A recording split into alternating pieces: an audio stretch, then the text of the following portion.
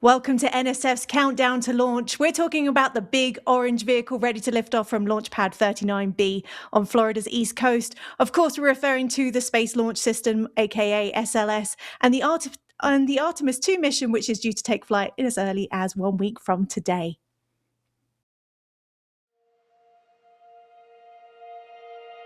And here we go.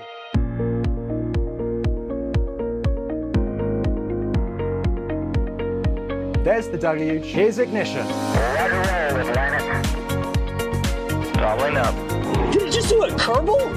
Back to the moon and beyond. Put that in the big bag, Jingle. Back at home, we all have a lot of work to do, but from here, it sure looks like a perfect flow.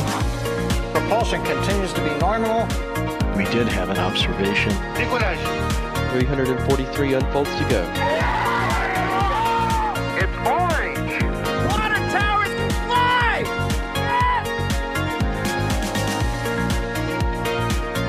Bingo! Right in the center. Where's Jacqueline? There it is! That was surreal. That's not what we want to see. No. Oh my God. Yikes. You bet. Sure. We don't need any more of these. Hello and welcome to a very special countdown to launch. We are counting down to 1 week exactly until the first launch of the Artemis II mission. I am Alice Carruth, your host for today, and I'm joined by the incredible team from NSF. I have Sawyer here with me, Ryan, and Alejandro. We're going to have to call him Alejandro, not Alex, just so we don't confuse both Alice and Alex on the stream for today. We're going to be talking a lot about what's going on at SLS and what's happening in Florida. If you have any questions or comments for the team, please tag us in the chat at NSF or at NASASpaceflight. We've also got Jay behind the cameras. He's going to be the one making all the switches tonight. And Max is out in the field capturing some great footage for us. So we are 1 week away from the mission. Where do we start? Sawyer, why don't I start with you? Let's talk about the latest update that we've just seen come in from NASA about the crew and what's happening.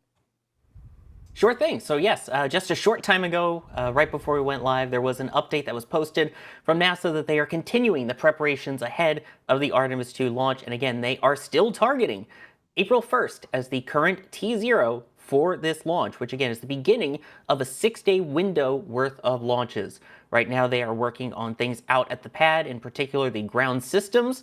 So they've already brought it out to the pad. They've started hooking things up, getting the emergency escape systems ready to go.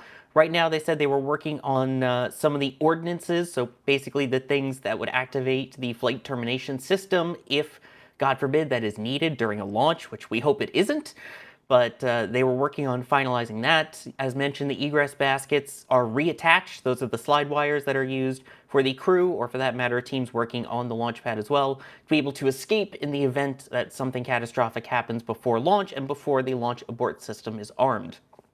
Crew right now is basically still in their quarantine. It's a 14-day long quarantine, and they are just a couple days away now from being able to head over here to Florida, to the Kennedy Space Center. That is set for Friday at around 2:30 p.m. They will arrive at the launch and landing facility, former shuttle landing facility, and enter quarantine at the operations and checkout building, where they will remain, hopefully, until they board the Astrovan out for launch on day 0. Now, this feels like this whole mission's been a long time coming. I mean, Ryan and I were on the stream when it came to rollout back in January. We then were on the stream again for the rollout last week on March the 20th. What has been the delays so far? Why don't we give us a kind of an update for everybody to keep up to what's going on with the SLS? Ryan, why don't you fill us in with that? Yeah, it's been a long journey to get to this point. Initially, we saw, beautiful rollout in January, rolled it out to the pad for the initial testing. The first wet dress rehearsal was scheduled to be the only wet dress rehearsal, but the first wet dress rehearsal encountered some quite significant hydrogen leaks, which was kind of the headline coming out of that test. Of course, hydrogen is going to leak. That's not something that can be prevented, but it is something that has to be controlled. And the controllability of those hydrogen leaks was not within the limits that NASA would have wanted. So they did some modifications onto the tail service mast umbilical, which if you look at the base of this shot here, it's kind of the two bunny ears that pop out of the mobile launcher platform. The right-hand one in this picture is the hydrogen TSMU. So that's where those leaks were taking place. There are also some issues from the closeout crew. They took much longer than they were supposed to close out Orion and actually leave the launch pad. And then they couldn't actually get through all of their terminal count runs as they would have wanted. So they, as I just said, they sent engineers out to the pad, sorted everything on the pad, and refreshed for a second wet dress rehearsal, which for all intents and purposes went, really, really smoothly, at least compared to the first wet dress rehearsal. Hydrogen leaks were within limits. Closeout crew did a fantastic job, and they went through both of their terminal count runs and got all the way down to T-minus 30 seconds in holding, which was as far as they wanted to go. So we were very excited, we were very optimistic, everything looked good. However, literally 24 hours after NASA announced that the wet dress rehearsal had gone really well, there was the announcement that there was a problem with the helium system on the ICPS. That's the interim cryogenic propulsion stage, the upper stage of SLS. In this shot, you can see it just above the conical structure there of the orange core stage. So because of that problem, NASA had to roll the rocket back to the vehicle assembly building. And at that point, they'd already lost that launch window, because if they were rolling back, in order to roll to the launch pad again, it's another 2-week period to prepare the rocket for launch. So by that point, that launch window last month had already been scrubbed. So they rolled back, went to the VAB, engineers assessed the problem, figured out it was actually a blockage in the helium lines. So they sorted that out and then put everything back together, essentially, got the rocket ready, and just last week rolled the SLS rocket back to LC-39B, where it stands right now. Very exciting. Thank you for that overview. I think that was a really good way of kind of getting everybody up to speed of where we're at to and where we're going to be going to. Alejandro, I've got to come to you. We just mentioned then with Ryan about the wet dress rehearsal. They've decided on this time round not to have a wet dress rehearsal. I'm going to ask everybody's opinion about this, but I wanted to come to you first. What do you think? Do you think that was the good idea to not have a wet dress rehearsal this time around? Do you think it's risky? I love to ask people when they are thinking about this. Well, it seems to me that if you're at least gonna try and tank the vehicle, right, might as well, if it works out, just launch it, right? Like, it is not the same situation that we had when they had the first scrub on the wet dress, because on that one in particular, what happened is that they had the leak, and then they had to do a repair sort of thing, right, where they did the replacement of the seals on the tail service mast, and then they had to do the second wet dress. That second wet dress rehearsal worked. The only thing and sort of the main concern that is sort of hanging over everybody's heads right now is whether these rollout, because they had to roll back to the VB and then they had to roll out again to the launch pad, whether those dynamics is something that can damage the seals again, right? And can cause, once again, those leaks. And this is one of those things that they're sort of banking on, of like, if we don't get a leak, if we can actually tank this vehicle, if we can go through the countdown, we should launch. We should try it out. And so that is right now their bet, that they are going to be able to tank that vehicle and be able to launch hopefully on the first try. We'll see if that is the case, but let's hear everybody's opinions, I guess. Yeah, I've got to figure it out, because Sawyer and I talked about this during the rollout. Both of us were like, "Oh, we're not sure about this." Sawyer, what do you think? Yeah, I mean, I've been listening to all of the opinions about it, especially the flame trench after we did that. My opinion still hasn't changed. I feel like they should do some form of test, even if it's not a full wet dress, just do a small type of tanking test, because we've seen the leak issue. In most of the times that NASA has rolled out SLS from the VAB, there was some kind of issue with the leak in the tail service mast umbilical. There are a couple of exceptions, and one of those, of course, was the final time that they rolled out for Artemis I, when they did actually launch on that attempt. But that's more of an outlier than a normal, it seems like, in this situation. So given that they had the issue again for wet dress rehearsal 1, they did wet dress rehearsal 2 after the repairs at the pad, and everything went great. I mean, it was the lowest numbers that they'd basically seen in the program history. I just feel like they should do one more just to be sure. But I get the idea of, hey, if we're going to load up the rocket, might as well be able to say go for launch afterwards. Yeah, you can understand it. They've been waiting for so long and there's such great anticipation. Ryan, what's your opinion? Do you think there should have been a wet dress rehearsal this time around, or do you think they should just go for it? I have to agree with Sawyer's comments there because, you know, in my opinion, well, first I'll start off by saying I'm not an engineer. I don't work for NASA. I don't understand this vehicle. And I don't understand the ground support equipment, right? But from my perspective, looking in from the outside, the first wet dress rehearsal didn't go very well, and then they replaced the seals, and the second wet dress rehearsal went really well in concerns when talking about the liquid hydrogen leaks. So, you know, if history is going to repeat itself, surely that means the next time they tank this rocket, the hydrogen isn't going to be doing so well. But we'll just have to wait and see, because I do understand the rationale between tanking this vehicle and wanting to launch. Because if, you know, what's the point of tanking the rocket if you're not going to launch? They want to tank the rocket and launch. And a launch campaign is essentially a wet dress rehearsal, except the crew's put on board and they light the engines at the end of the countdown, right? So they're very similar. So I understand where they're coming from on that one. And, you know, if everything goes to plan, if everything goes smoothly and we have an unbelievable countdown, then maybe they could go on April 1st. But this is SLS we're talking about. And if history is anything to go by, you know, might be a couple attempts before they actually light the engines and take off. So we do have a question coming from Lynn Brown, which I think we're all trying to answer right now. It's due to be launched as early as 6:24 p.m. on April the 1st. How likely do we think we're going to hit that time and that date, guys? I'm going to start with you, Alejandro.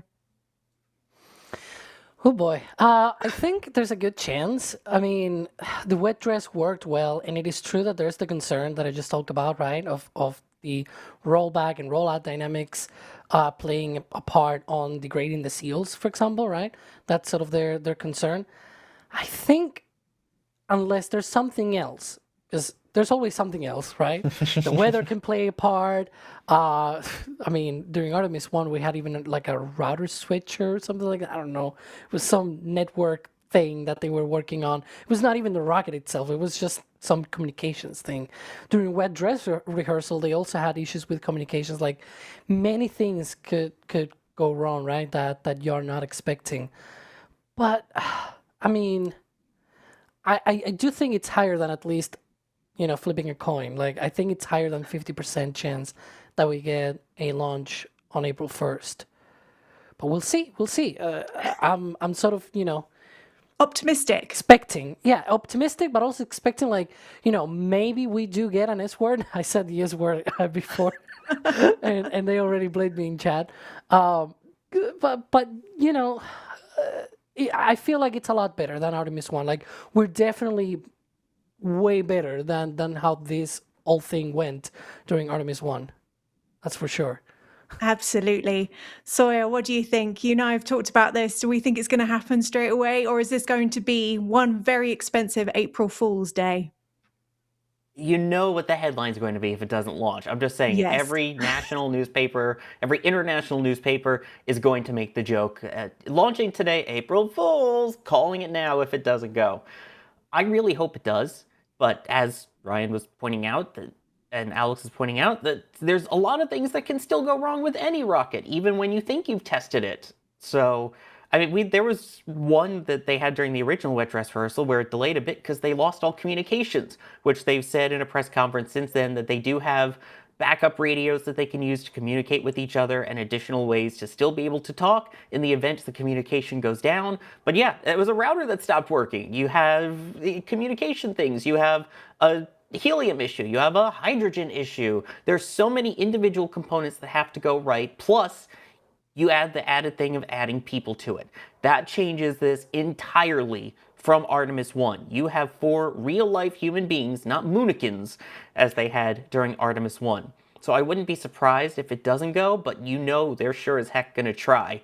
And I think we'll get into at least close to the terminal count at some point during the 2-hour window. I hope so too. Before I get to you, Ryan, and ask your opinion on this, I do want to say a big thank you to our supporters on YouTube. Bideford and Net has given us a lovely $25 super chat. Big thank you to you. We always appreciate it when you guys are able to support us, and do keep putting those questions into the chat at NSF or at NASASpaceflight, and I'll be able to read them out during our live chat with you. Ryan, what do you think? April 1st, are we going to be going for launch?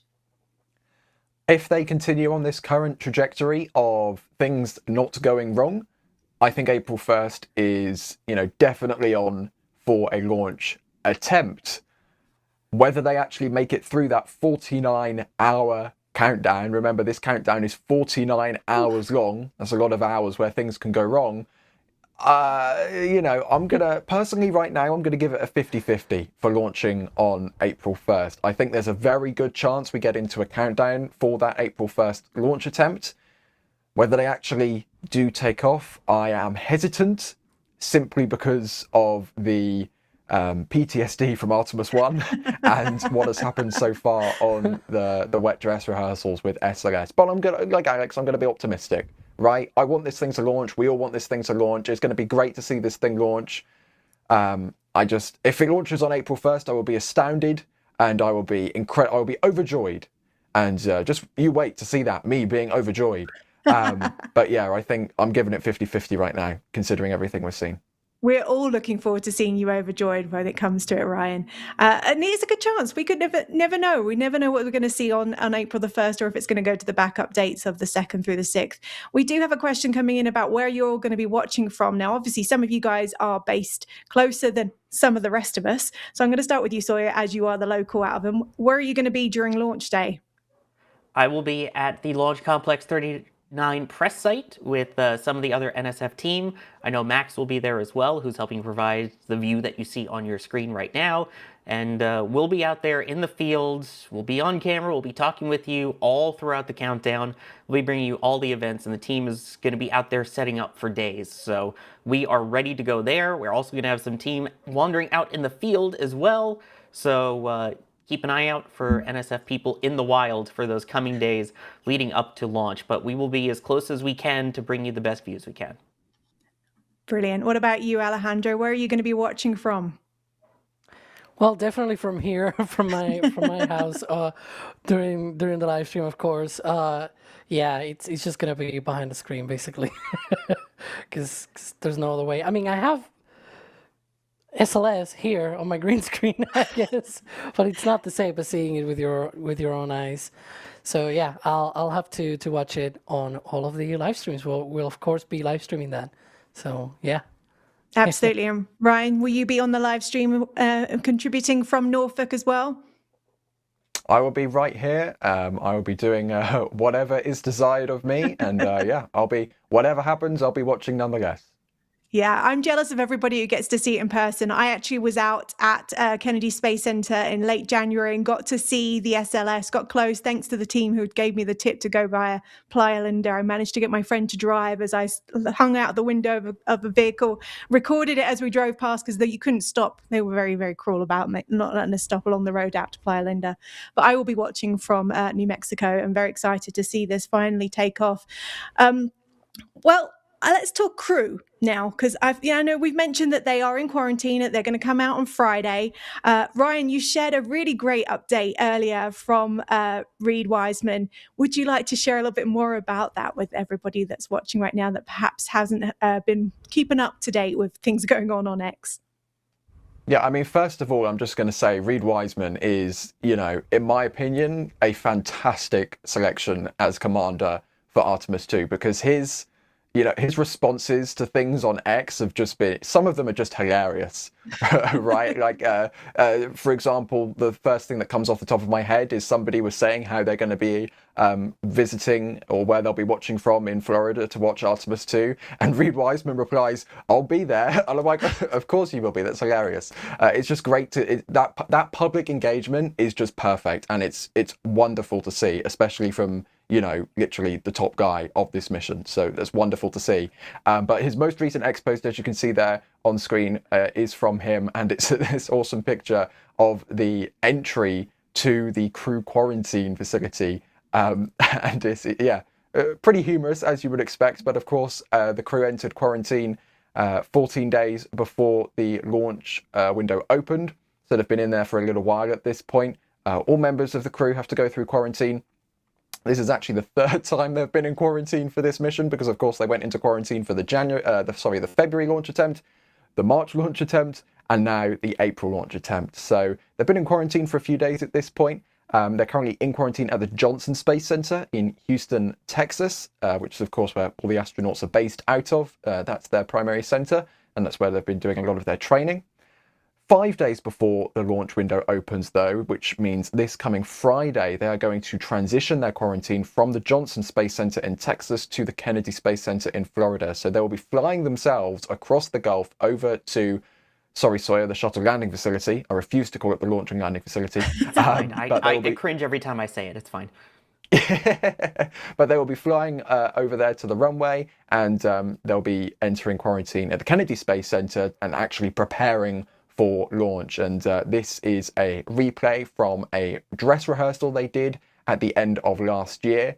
So essentially, this is what we will be seeing on launch day. We'll see Reed, Victor, Christina, and Jeremy leaving the operations and checkout building, which is that big kind of concrete structure behind the van there. That's where crew quarters are, amongst many other facilities at Kennedy. They'll then be walking out of those famous doors and getting into the dare I say, slight downgrade of an Astrovan.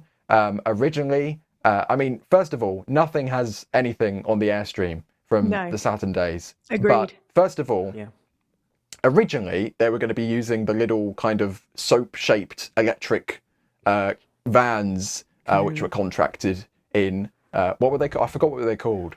Canoe. Does anyone know? It was Canoe. Yeah. The little Canoe EVs, and then Canoe went bankrupt.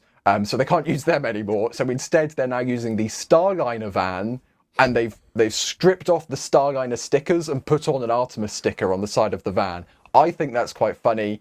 So they're now using the Starliner van to roll out to the launch. I think this van is better than the Canoe vans, but still a downgrade from the Airstream. We both agree then on that. Oh, absolutely. I think all of us agree on that. By the way, my favorite Reed post when you were talking about some of his thing was after the observation on Vulcan's fourth flight when it did a full 360, and Reed put in there, "Don't give me any ideas." Yeah, because they were talking about, imagine SLS does this on Artemis II, and he was like, "Don't give me any ideas." They are going to be doing some free flying though, right, Alejandro? There is some part of the mission where they're going to be taking control. You never know. Hopefully not of the SLS entirely during ascent, not with an SRB nozzle flying out. But yes, there's going to be a part of it where they're going to be taking manual control of Orion. But there was another post. He also he's active more on like Instagram and things like that. Like he posts there, but he also replies on X and whatnot. And yeah, that I think that's the one. There was another one more recent. There was a person talking about, "Oh, I see SLS and it looks better than Starship," and he said, "Can we call it a draw or something like that?" So it was nice that he was just like, they're gorgeous. They're all cool rockets.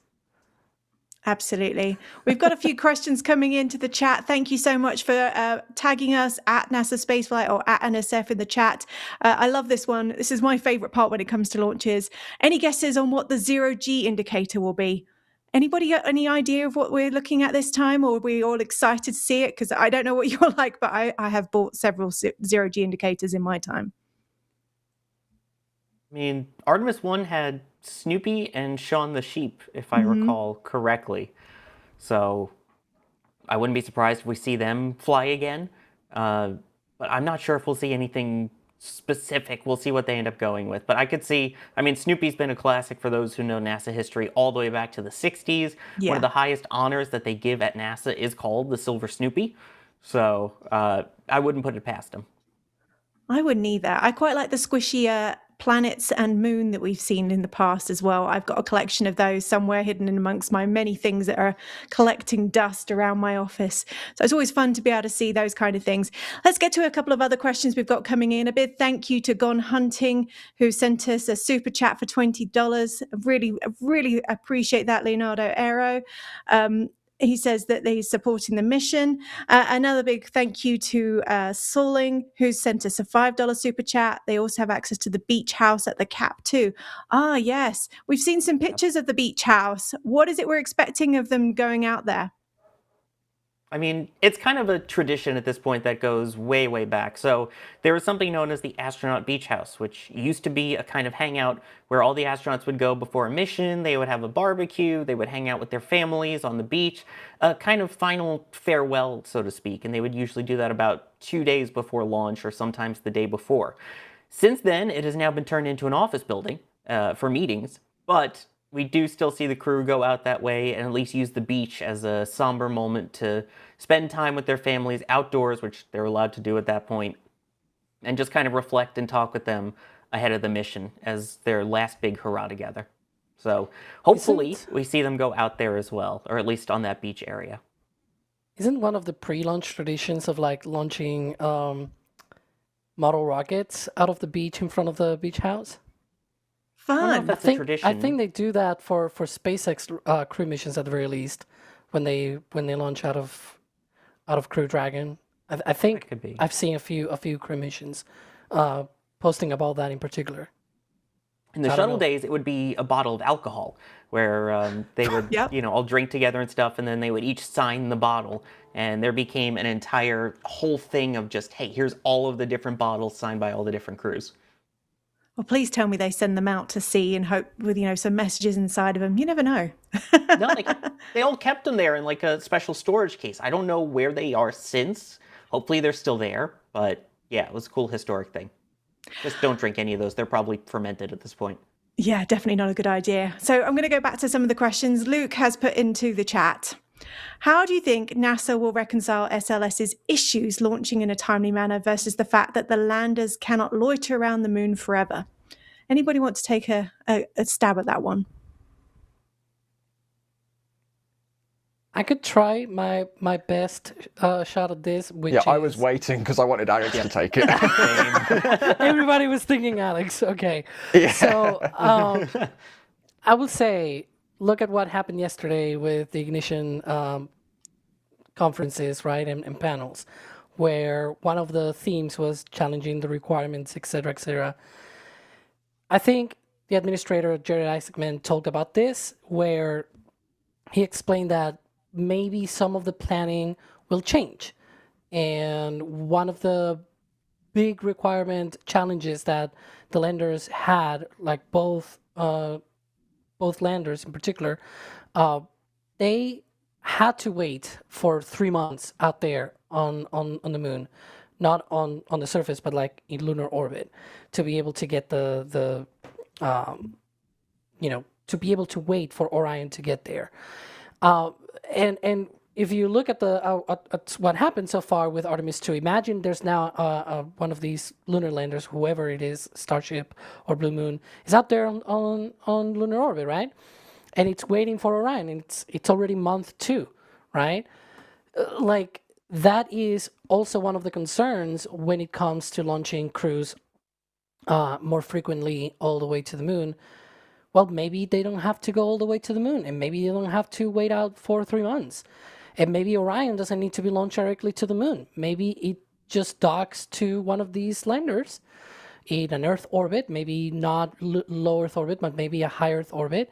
And therefore, it's not bound to some kind of phases of the moon and orbital mechanics and things like that. You just basically can launch once a day, right? One of the problems with this whole thing of going to the moon directly, is that you have to wait for the specific, especially for this mission in particular, where you have to be able to have a way for the crew to return in that 24-hour orbit that they're having, right? Because it's the first time that they're launching with crew on Orion. It also is the first launch with the environmental control systems on Orion. And so they have this special 24-hour mission. So all of these different requirements boil down to just 1 week of opportunities every month. So if you miss 1 week, you have to jump to the other month for the next week of opportunities each day. And if you cannot do that either, then you jump to the other one, which is what happened. They were not able to hit the ones for early February. So they went to the ones on early March.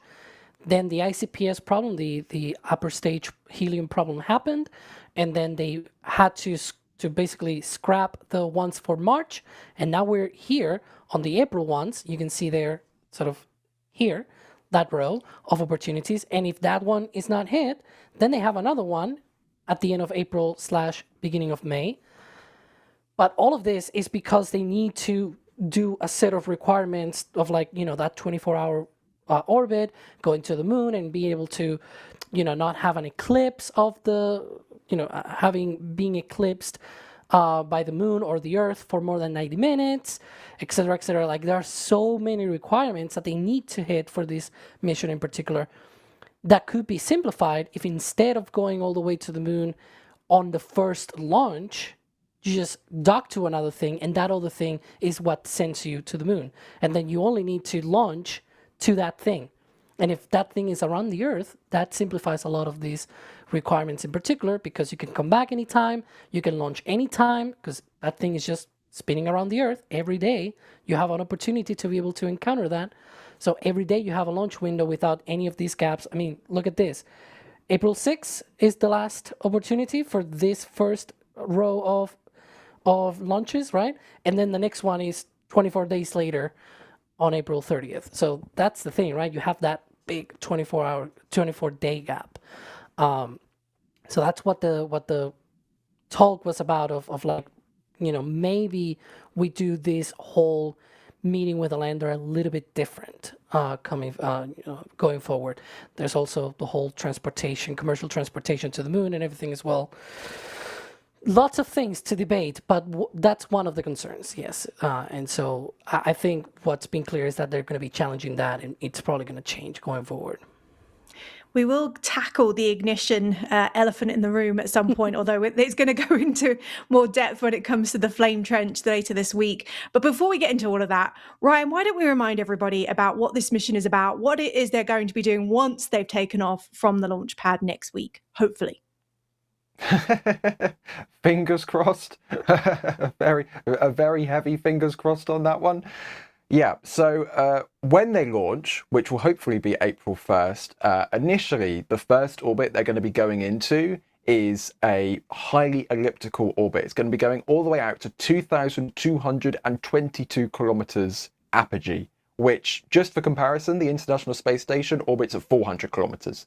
The Polaris Dawn mission at the end of 2024, the maximum altitude for that mission was 1,400 kilometers. So we're smashing records for the 21st century on the very first, like, literally what the core stage is dropping Orion off into is a century-breaking record, I guess. Anyways, so they'll be going into that orbit, and then they'll be circularizing slightly with the left stage there. That's the ICPS.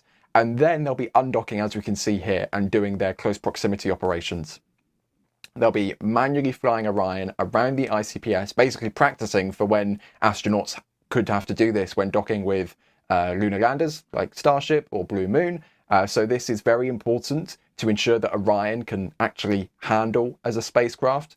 And once they conclude these proximity operations, they will then conduct the translunar injection burn with the Orion spacecraft. So this is slightly different from what we've seen with the Apollo missions. On the Apollo missions, the S4B stage, which was the third stage of the Saturn V, that is what conducted the TLI burn out of Earth orbit, sending it on its way to the moon. And then they would undock the Apollo spacecraft, turn around and extract the lunar module. This time around for Artemis II, the European service module is actually going to be conducting that translunar injection burn. And I believe on the animation, here we go, we can see Orion flying past with its ESM engine burning, and it will then head out on that kind of figure of 8 pattern out to the moon. And then a few days later, it will be flying around the moon at a pretty high apogee compared to the Apollo missions.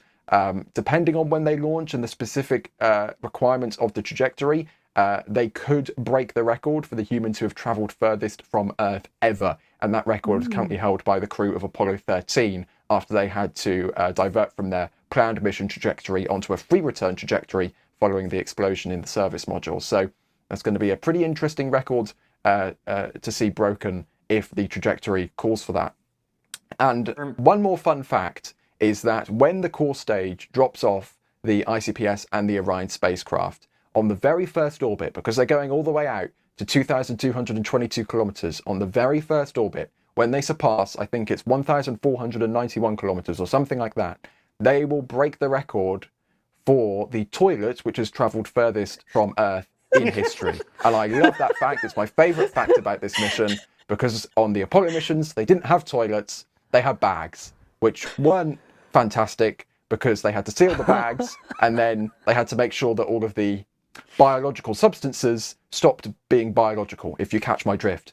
So that wasn't great for the astronauts. This time around, the astronauts demanded a toilet. NASA has obliged, and they have a toilet inside the Orion capsule. And that's my favorite fact of Artemis II. That is a great fact. Look up the Apollo 10 logs, communication logs, I guess. Take that as you have to specify communication logs on that one, Sawyer. There is a great exchange regarding that exact issue. So it's a great, funny read if you haven't read it. And also, I believe the term for that would be apolloon. I need my actually from Alex. Nice. Oh, really? Right. Is it apolloon, not apogee? Apoapsis. There you go. Everyone's happy. Yeah, go Kerbal with it. Go Kerbal. Whatever, the route that's going on. And it's not just a test flight for the vehicle. They're going to be doing some science on board as well. Has anybody been doing some read up on what it is they're going to be doing during this mission? I mean, one of the big things, of course, is going to be lunar photography. That's something that we haven't really gotten a lot of from the dark side that's been human observed in a long time. And the way that they're planning on, and again, I know dark side is not the proper term, it's the far side, but... Actually, far side, if you're going to call me out on apogee, I'm going to call you out on dark side, Sawyer. Very fair. Touche, I tip my cap. But yeah, I mean, that is some of the main thing is going to be photography that we haven't gotten in a long time with actual human cameras, not just from robots, with human eyes and observations. They've been training on specific areas that they want to look at, that they want to observe, not just for science purposes, but also for potential lunar landing sites as they go by. I'm sure there's going to be continuations of what they had on the Artemis I mission, which a lot of that was radiation exposure experiments, because they are going to be flying through the Van Allen belts. And this is also the first time that a woman has flown this far as well. So this is a whole new ballgame in terms of human biology sciences as well. So that's one of the things I'm sure they're going to be keeping a close eye on. And in fact, on Artemis I, one of the Moonikins was specifically designed to be gendered female, with the female type anatomy, to study how that would interact with the human body. I love that. Yes, go women. So we'll go back to all of this in a little while, but I do want to address that elephant in the room that we've kind of touched on a little bit, which was yesterday's epic event. Epic is the word I'm going to go for. I remember reading Ryan's comments, because he was like, oh no, another 10-minute break that's going to last for another 30 minutes. And now they're taking a 2-hour break. Yeah. But Alice, you say epic announcement. We haven't announced what the third design is yet over at shop.nasaspaceflight.com for our Artemis merch. Oh, Sawyer, look at you keeping me on track. Thank you so much. Yes, go and visit all of the amazing designs that we've got. A big thank you to the team that's behind the merchandise team. Our shop at NASASpaceflight.com. Go and check them out. They are incredible. Look, gear up. Here we go. Shop it. I've got the assembly t-shirt. It's one of my favorite things. It's a great conversation starter. It looks very similar to a very well-known European, that's the one, European furniture store. And I wear it around quite often. Even in southern New Mexico, it's a great conversation starter for people to ask, what is going on your t-shirt? And I say, well, apparently putting together a rocket is as simple as following the instructions 1 through, was it 6? Who knows? But, you know, I like to remind people that it's one of those things we can do. So let's while you're shopping for that, let's talk about the conference that was held yesterday. I think conference is probably the best word. It was a presser and everything else for Ignition. There was a lot of things that came out yesterday. We're not going to have time to go through it all. As I mentioned before, they're going to go in depth when it comes to the flame trench this week. But we should talk about what immediate effect it's going to have, which is obviously the next Artemis mission, Artemis III, and beyond. Who wants to tackle this one? Ryan, you did a great video yesterday, almost instantly, with some of the news that came out. Why don't you start us? Yeah, I will I think I'll skim the surface to start things off because there is so much to dig out of that event. I've done a couple videos over on the Breaking Space channel on 2 of the things that were talked about out of, goodness me, I think there was 5 presentations in total, so loads of stuff to talk about, and we haven't hit them yet. We've only done a few of them. This was the first video. This was on the new nuclear mission to Mars. And this is relevant to the Artemis program because you might notice that satellite bus at the end looks very reminiscent of the power and propulsion element from the Lunar Gateway. Because it is. It is the power and propulsion element from the Lunar Gateway. So Gateway is essentially no more. Gateway is dead. NASA won't say Gateway is dead, but for all intents and purposes, Gateway is dead. The PPE is being repurposed out of Gateway for this new mission. We don't know what's happening with the other modules yet. I have asked NASA what's going on with Halo and IHAB, which are currently in various stages of outfitting and construction respectively. I haven't heard back yet. As soon as I do, I will let you know. But that's what's happening with Gateway. And that's all being transitioned into a moon base. But that's, you know, still a few more years away. So taking it back to kind of the immediate future for the Artemis missions, at the end of February, we of course had the announcement from Administrator Isaacman that Artemis III is no longer going to be the moon landing mission. That instead is being moved to Artemis IV. But it's not actually being delayed, it's just being rebranded as Artemis IV, and there's going to be a new Artemis III being inserted between Artemis II and Artemis IV, so this mission and the landing mission, which is going to be a low Earth orbit or an Earth orbit test mission, similar to Apollo 9, where SLS will launch Orion and conduct docking operations with one or both of the commercial lunar landers, SpaceX's Starship and Blue Origin's Blue Moon. Now, a really interesting fact that comes out of all of this is the fact that the ICPS upper stage is really designed to send Orion to the moon, or provide Orion with the power it needs to get to the moon, because as I said, with Artemis II, the core stage already drops Orion off in pretty much an Earth orbit, so you don't need an upper stage to get there. So it's going to be very interesting to see whether Artemis III flies with an upper stage or not, because one of the notes from this conference, the ignition event, is that the first standardized SLS with a Centaur 5 upper stage could be Artemis 4 or Artemis 5. Now, in order for that to be Artemis 5, that would mean an ICPS is flying on Artemis 4, which would mean no upper stage would be flying on Artemis 3. So it seems like NASA is still trying to figure out what the best route forward is for that Artemis 3 Earth orbit mission. Will they fly it with a dummy stage? Will they fly it with a real stage? It looks like that is still under discussion. So that's a really interesting note to take out of the conference yesterday for the initial Artemis flights coming up next. Of course, it was officially confirmed a while ago through NASA, through the SAM.gov website, but Centaur 5 is the new upper stage for the standardized SLS. It was just nice to hear that spoken out loud by NASA leadership for once. Apart from that, we pretty much knew, we've been getting drip-fed information on the immediate future of Artemis over the past few weeks at this point. Every week there's something new to talk about with Artemis.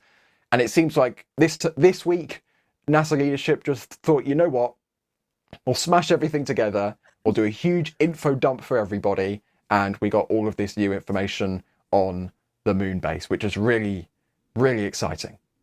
It was a lot of information. I was chatting to a lot of my friends working in space yesterday who were all like, what is going on now?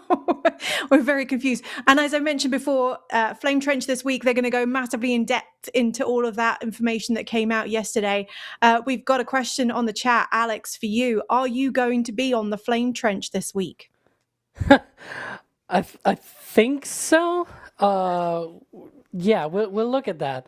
I put my hand up for that. I think we're still waiting on final crew, but yeah, I'll probably be on the Flame Trench this Friday. So expect lots of long Alex answers and rants and whatever. It's, to be honest, it's a very, very how to say this? You were talking about how many things that we're talking about yesterday, right? So just expect a similarly long Flame Trench, because yeah. It's a lot. By the way, for those who don't know, the Flame Trench is our weekly, kind of goosey kind of news show. We have This Week in Spaceflight, which also airs on Fridays, which gives you all the serious, in-depth news, so you can go in-depth into everything. Alicia will help break it all down.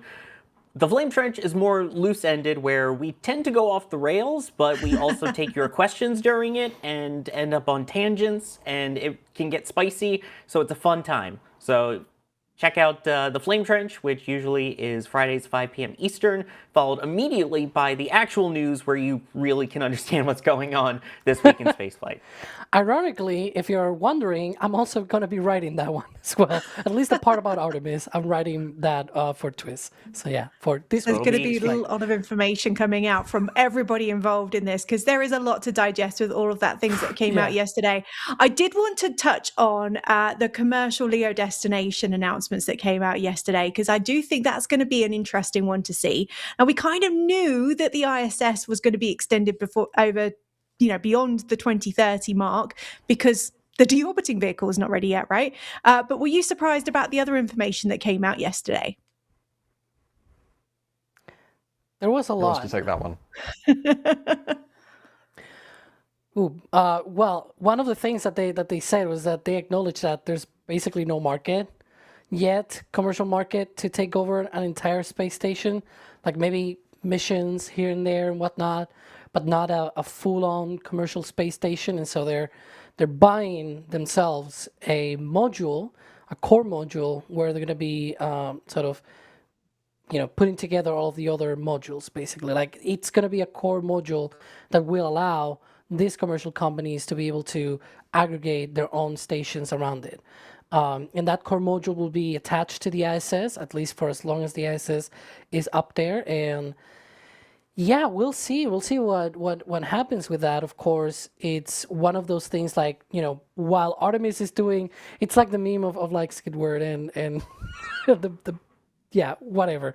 It's sort of like, while Artemis is doing all the cool stuff on the moon and everything, and setting up a base and everything, the low Earth orbit stuff is like, we don't have a lot of no self-sustaining market, budgets are inadequate, complex development and high risk and everything. But it's an imperative, right? It's a national imperative thing that they were talking about. And so it's like, what do we do? And so that's the idea that they had of buying a commercial core module sort of thing, where everybody else can sort of put together their own commercial hardware and build up from that. We'll see what happens, but yeah, it pretty much feels like that meme again of like Skidward looking down to I think it's to both Patrick and Bob, and so it's like, they're all of them going to the moon and the surface base and everything, and meanwhile low Earth orbit, it's like, nothing going on there.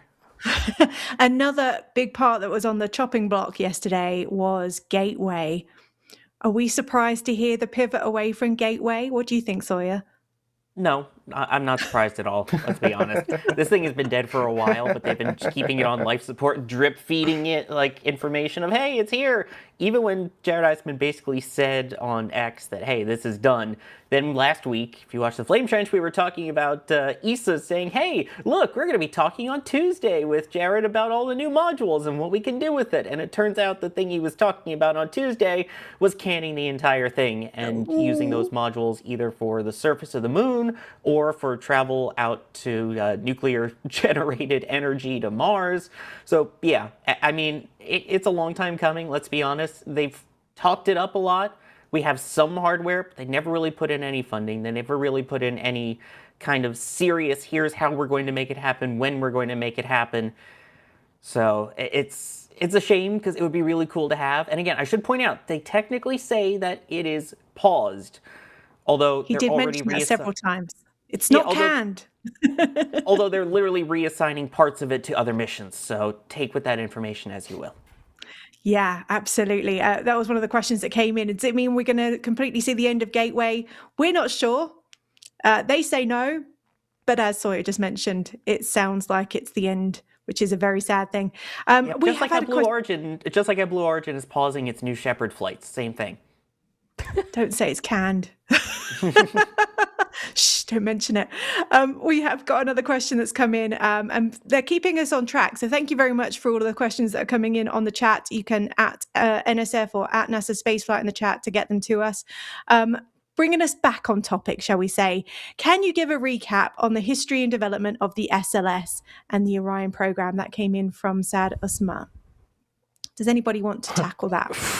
Where do we want to start? Because in some ways we can go back decades and decades and decades. I mean, okay, so back in goodness me, I'm going to get this wrong, but back in the 50s or 60s, there were concepts for this thing called a space shuttle, and that eventually turned into the space shuttle we know. Originally didn't look anything like the space shuttle we know, but 30, 20 years later, it turned into the space shuttle we all know and love. That flew for 40 years. In the early 2000s, it was essentially like, hey, shuttle is kind of keeping us stuck in LEO. We need to make something a little bit more safe that can go a little bit further. That is, then they, under George W. Bush, they made the Constellation program, which was going to have Ares 5, which looks a little bit like SLS, and Ares 1, my beloved, which was essentially an upper stage with a massive shuttle SRB for a first stage, which both had the Orion capsule on top. That then got cancelled by the Obama administration, which then got turned into SLS, which was then the exploration missions, which didn't really have a purpose. Everything was kind of lost. And then there was the Artemis program, which was introduced under the first Trump administration. And then that kind of gave everything a home. And they've been kind of slowly working towards the Artemis missions now. But then again, the space policy for the last, 20, 30 years in the United States has been pretty poor.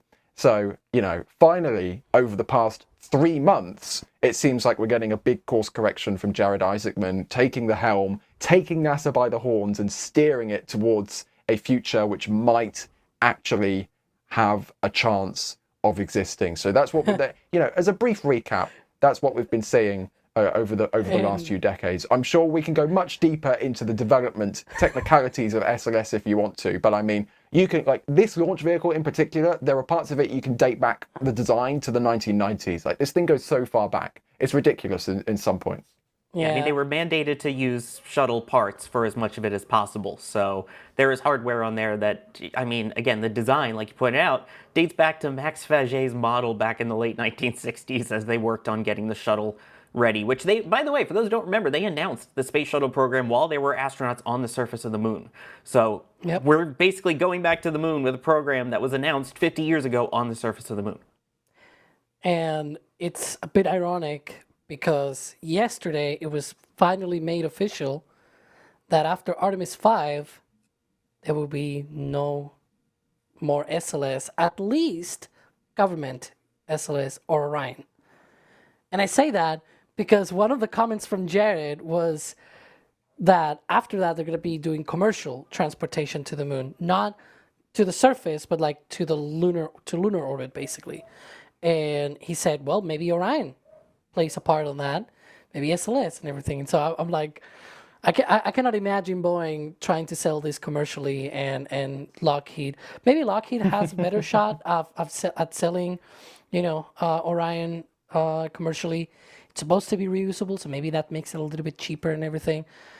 But SLS, that's a really expensive Well, this is something I've been thinking of after working on the Breaking Space video, and I'm just going to toss this grenade into the room, and I want to see what everybody says. But Lockheed Martin is the contractor behind the Orion capsule. They've already said months ago they want to develop Orion as a commercial vehicle.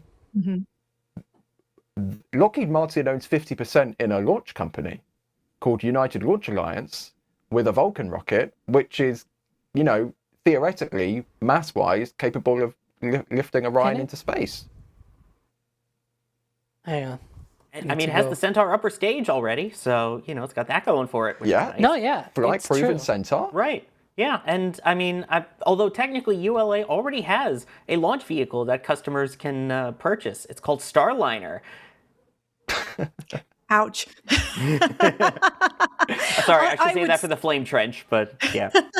I feel like we're getting a bit flame trench. You're getting a bit spicy. I know you guys get very spicy on the show. But I will add to that I think that they've anticipated this for a while, Ryan, because one of the things that I was going to address was the feasibility of this new plan when it comes to the timeline. We've mentioned it. this program, this SLS, started back in the 1990s. How likely do we think we're going to be able to meet these new deadlines that were outlined yesterday? I mean, I know I'm asking the devil's advocate here. Do we think we're going to see all of these things that they outlined in yesterday's ignition program? That's a great Don't question. all rush to say no. You know, the moon-based plan, it's been set out. It's a three-phase plan. You know, quoting Michael Scott, but genuinely is a three-phase plan. Kind of split up into 4-year blocks. So the first phase is now until 2028. The second phase is 2029 to 2032, and the third phase is 2033 to 2036. In my opinion, while Jared Isaacman is administrator of NASA, I think those timelines can be met for that first phase of the moon base and the Artemis program. I mean, Artemis program and moon base are kind of being combobulated into one thing at this point. Let's just to make that clear. I think that those timelines are achievable. Beyond that, it gets really tricky, because beyond 2028, there is going to be another presidency. Whether that be Republican or Democrat, I don't know. Nobody knows. But historically, or as of late in recent history, when there has been a switch in the color of the White House, there has been a resignation from the previous NASA administrator. It's been a very long time since a NASA administrator has served for a Democrat and a Republican administration. It has happened. It's not unprecedented. It's happened multiple times. But it's a very long time ago. So while Jared Isaacman is administrator, I think he has the capability to get these things done on time. Because, I mean, in the past 3 months, he has turned around decades of national space policy. Like, before Jared Isaacman came in as NASA administrator, at least personally, there was so much hesitation because the administrator of NASA doesn't control national space policy. They don't control the funding that NASA gets. It's up to Congress. Congress mandates what NASA does. It's not the administrator which does that. But somehow, Jared Isaacman has managed to get everybody in the political sphere on side. He's got the president on side, writing out national space policy. He's got the senators on side, who push funding to NASA and mandate what they have to do. He's managed to get everybody on side onto a trajectory which has a much higher probability of happening, in my opinion, than what the national space policy was before. So, in my opinion, whilst Isaacman is administrator, I think there's a good chance these things happen on time. What happens beyond 2028 in the election, anybody's guess. Sawyer, I see you're nodding your head there. Do you agree with what Ryan just put forward? Or do you think perhaps we might see a few delays and things pushed out? I mean, there's always going to be delays. That's inevitable in spaceflight. It's very rare that things move to the left. It's very common that things move to the right on the calendar. But at the same time, this is the most excitement we've had around it. There was also the discussion in there, and again, this is more stuff we'll go into on Depth Friday, of switching from less contractors to more actual federal employees, more people that know the systems, that are hands-on with it daily, where you get more launches. So as a result, you kind of get that muscle memory in place and things happen more frequently. That's why you can have something like SpaceX over at Slick 40, where they can launch every 2 or 3 days and still have most things working because they're so used to it. Everything gets exercised, so to speak, in terms of the ground systems. The teams get the exercise on it, so it becomes second nature. Once we get that kind of workforce back into place, I think things are going to fly literally and figuratively really fast. Yeah, Alejandro, yesterday when I was chatting with you guys, when we were all watching it live, I messaged and said, why now? Why are they making this announcement a week before when we should really be focusing about launch? And you said, what? Why now? Oh, well, I suggested that maybe it was laying the ground for the upcoming potential presidential budget request, right?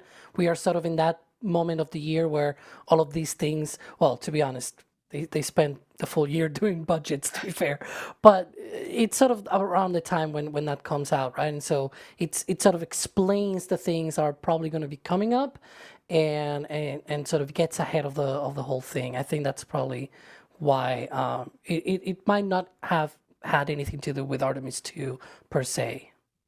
But more about that. Yeah, no, that was one of the things I was watching thinking, where is all this money going to come from? Let's hope they plant a money tree out at Kennedy Space Center, because this is going to be a huge amount of money that's needed to be able to do this pivot and see things happen on the timeline that Ryan reckons that Jared Isaacman can stick to. So I hope to see it soon. We are coming up to time on this countdown to launch chat. So I just wanted to recap what it is we've been talking about today. It is the Artemis II launch that's coming up in just over 1 week. Before we conclude everything, I do want to go around the room one more time and ask you all, what is the highlight of this particular Artemis II mission for you all? Why don't you start us, Ryan? How am I meant to pick a single highlight from Artemis II? Just one. I mean, I think everybody knows what it is already. It is the fact that we are going to break the world record for the toilet which has travelled furthest from Earth.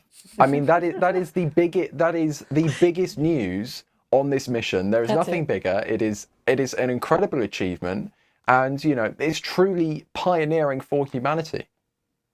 Love that. What about you, Sawyer? I don't know how I can top that. I mean, it doesn't get a better answer than that. I'm excited to see what kind of photography we get, because the last time that we took photos of the moon and the Earth around the moon and things like that, they were Hasselblads, which are still spectacular cameras, on film. We now have digital cameras. We now have crazy amounts of megapixels, crazy amounts of zoom, and the astronauts are even going to be allowed to bring their cell phones on this one for photography. So I am beyond excited to see the imagery that we are able to get captured by humans, for humans, of basically what will hopefully be our future space destination, the surface of the moon and that eventual moon base. And you, Alejandro, what's your singular biggest thing from Artemis II that you're most looking forward to? I will add another thing to Sawyer as well, which is not only it's going to be that it's going to be, for the first time since Apollo, we're also going to be able to have actual views from the far side of the moon this time around, because for Apollo they had to go when it was daylight on the near side, which meant the dark side, it was actually the far side. See what I did there? And so it was dark, and so you couldn't see anything, right? Whereas now, the way that it's going to work is, depending on when it happens, there might be a lot more of the far side that it's going to be illuminated this time around. And speaking of that, one of the things that I'm excited about this launch in particular, I know we talk about, people on board and all of the things Toilets. about the toilets, etc., right? A day launch for SLS. Who don't want that? Hang on. There we go. There. See? Beautiful. You can actually see the rocket. Like it could happen with this window, right? The first 2 days of the launch periods, April 1st and April 2nd, those are during daylight operations, at least the first part of their windows, because it's 2-hour windows. So I'm really excited to see that as well. Not only just the crew and everything, but also, if this thing is gonna have only like a handful of launches, at the very least, let's have a daylight launch already. Alejandro, where did you get that gorgeous photograph? This is actually from Jerry, I think, if I'm not mistaken. He went out there and took a bunch of pictures. You can already see the basket and everything already installed and all that. I think we have a print, not from Jerry, but from Max, if I'm not mistaken. It is Jerry, actually. It's one of Jerry's prints. It's Jerry. Okay, I thought it was Max. Okay, so it's Jerry then, of Sunrise with SLS. So check it out. Just saying. But there are SLS prints in there from all of our Florida photographers in there. So from Jerry, from myself, I believe Julia has one that was not necessarily Artemis, but a gorgeous Falcon photo with a sailboat that is spectacular, all shopped on NASASpaceflight.com as metal prints and as posters. So go and check them out while they're still available at nasaspaceflight.com and /shop. That wraps up. NASASpaceflight.com, even easier. Oh, even better. There you go. We are wrapping up now. We have got the countdown to launch. We have covered all the questions, although skimmed those surface questions, as we've mentioned before. You can join us on Friday for the Flame Trench. I promise you the team are going to go in depth. They're going to get spicy. They're going to wrap up all of their thoughts about what came out of that ignition event yesterday and the presser that followed. And if you've got any questions in the meantime, you can find us across all social media platforms. Ask those questions and the team will get back to you as quickly as they can to answer them the best way possible, or just make it up. You never know.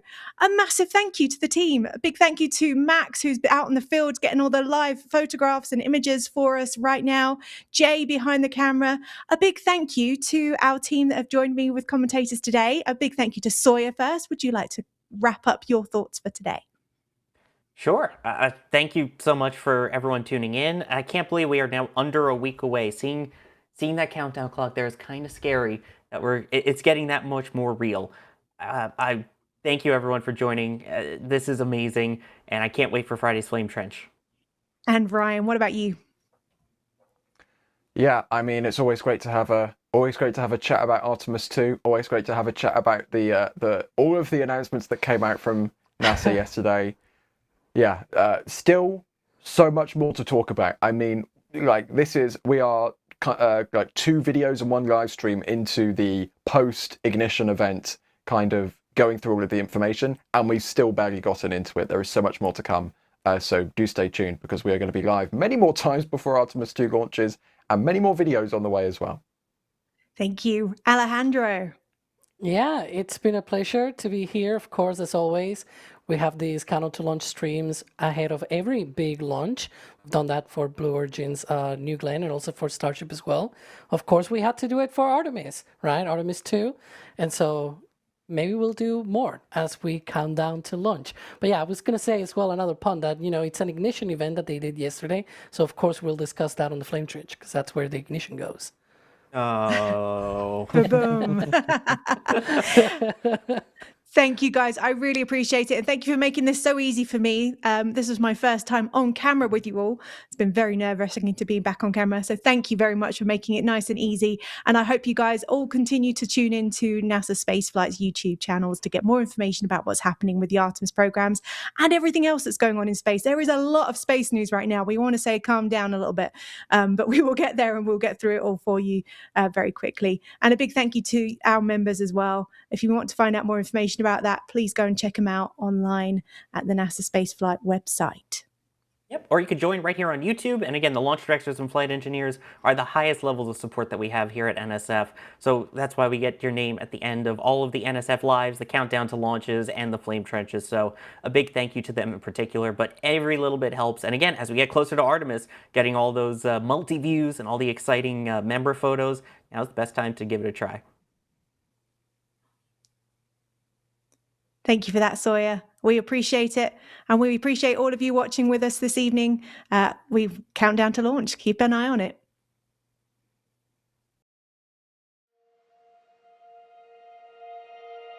And here we go.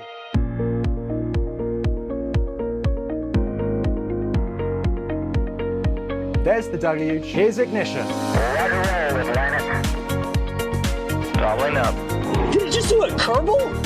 Back to the moon and beyond. Put that in the big bag, Gino. Back at home, we all have a lot of work to do, but from here, it sure looks like a perfect world. Propulsion continues to be nominal.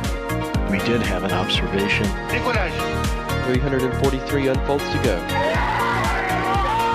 It's orange. Water towers fly!